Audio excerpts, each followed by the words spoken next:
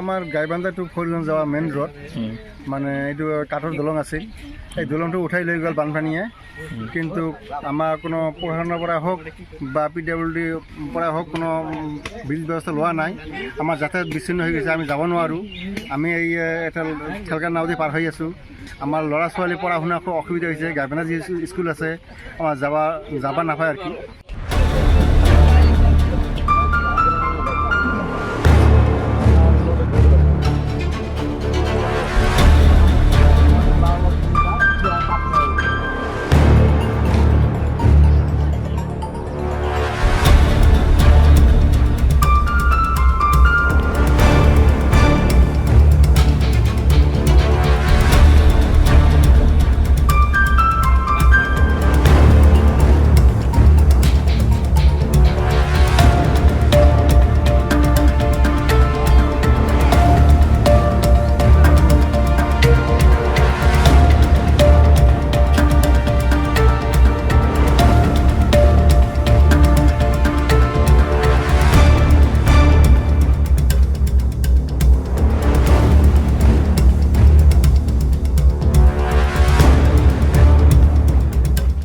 আমাৰ গাইবান্ধা টু ফৰিগঞ্জ যোৱা main road মানে এইটো কাঠৰ দলং আছিল।